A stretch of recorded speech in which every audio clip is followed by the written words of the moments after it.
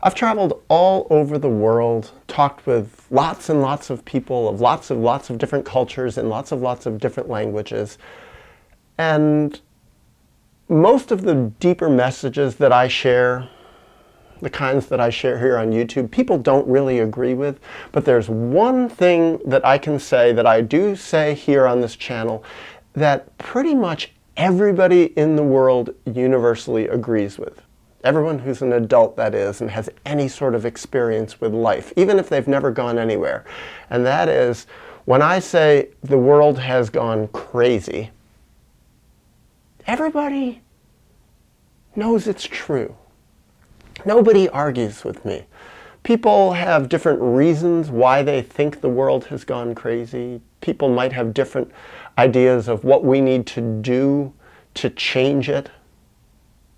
Very different ideas somehow, but everybody knows it's true. And I come to talk about this here because I find it interesting. I think if you went back 1,000 years or 5,000 years and said the world has gone crazy, I don't think people would agree. I think people would still feel the world was more sane, and I think it was more sane. And is it because there's just so many people and there's so much overcrowding and overuse of resources and pollution and obvious iniquities and corrupt governments everywhere and misuse of the environment and filth and inadequate medical care and very rich people and very poor people living right next to each other? I mean, this happens pretty much everywhere in the world, and everybody knows it. Everybody knows that there's a lot of sick things going on, and all you have to do is turn on the news and watch a little bit of news or hear a little bit of news, even indirectly, to realize it's like something very troubling is going on. And that's even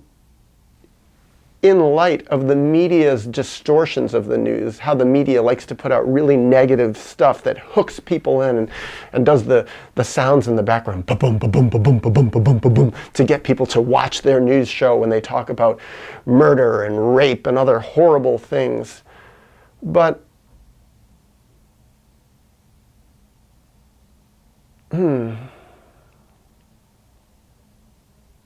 is there a solution for this insanity?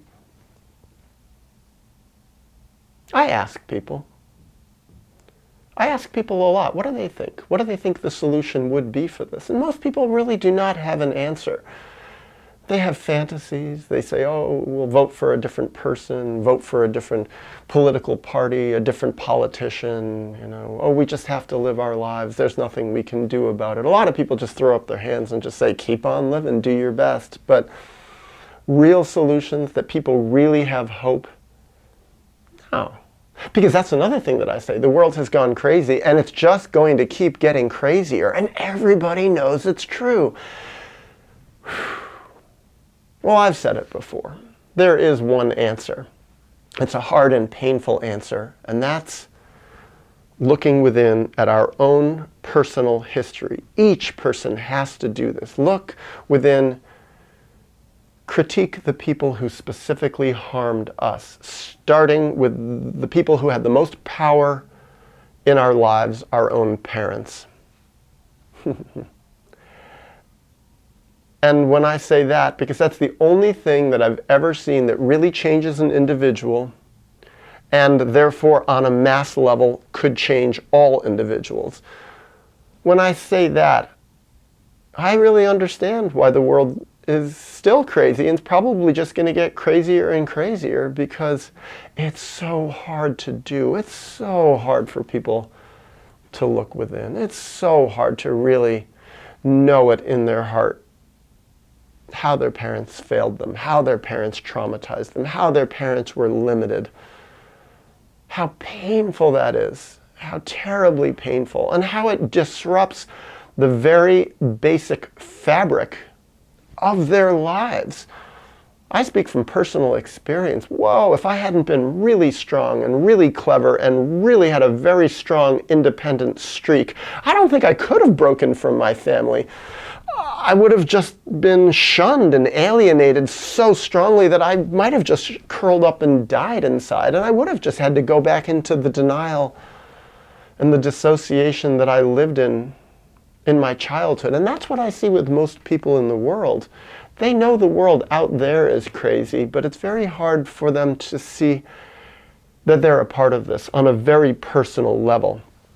And that's a big part of the painful realization I had along the way, because I realized that the world outside of me was crazy and sick before that I realized that that my childhood family system was.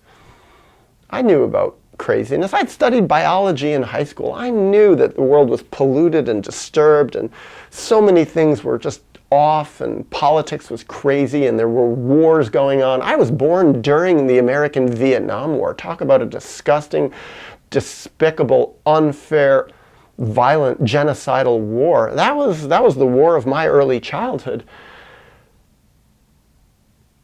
But it took me a while to figure out about the real war that was going on much closer to home, in my own home. The war of my parents against my true self, and how devastating that was to figure out that the people who I really deeply believed loved me more than anyone actually really didn't love me that much, and were trying to kill whole parts of me and shave me down so I'd be some little lost creature who idealized them because they were so sick that they needed to be idealized to keep their false image of themselves alive. And when I got real, they had no use for me. It was actually even worse than they had no use for me.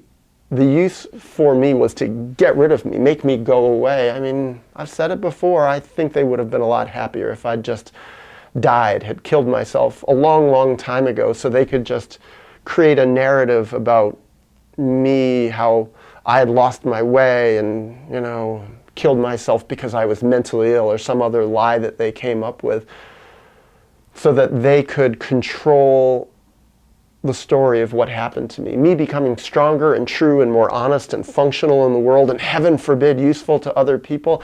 That wasn't part of the narrative they told and still tell. And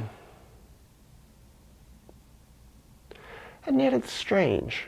It's like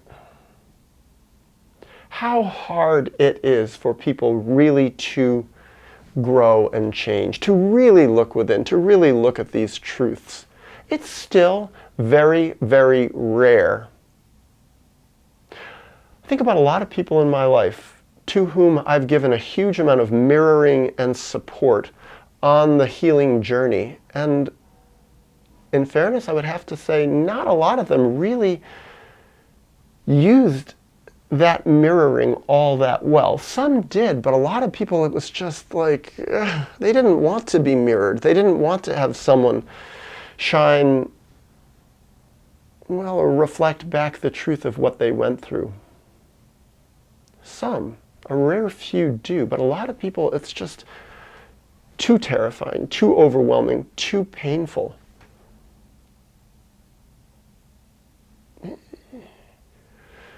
The truth of our own history can drive people crazy. In fact, that is what drives people crazy. The truth coming up too fast. It's too overwhelming. Too many feelings. I mean, that's my observation of what psychosis is. Psychosis is split off, buried post-traumatic feelings bursting out into a consciousness that is not ready to hold it, into a social world that's not ready to hold these truths. And for a person to stay connected with their parents, to stay connected with their troubled family system, their troubled society, their troubled religions, their troubled country, their troubled school systems, their troubled social networks, the truth of their own history doesn't fit. And so it's easier to divert that truth, those emotions, those post-traumatic feelings, into the psychological defense mechanism of psychosis. To put it all into metaphor, into voices that say things that are metaphorical for what one went through. Delusions that are metaphorical for what one went through. I've seen this again and again. Parents who say, oh my God, the worst thing that ever happened in our family was our child went psychotic, became delusional and schizophrenic and hallucinating and whatever else happened. This is the worst thing that ever befell us. Well, I'll say this. It's better for those families and their denial that their beloved child became psychotic than if their beloved child was able to tell the truth directly and not through metaphor. That freaks out a family a lot worse. I've seen it again and again and again. My mother would have been so much happier if I'd gone psychotic than if I became who I am, someone who tells the truth about what really happened. It took a long time for me and a lot of strength internally to build a structure not only within my life, within my mind,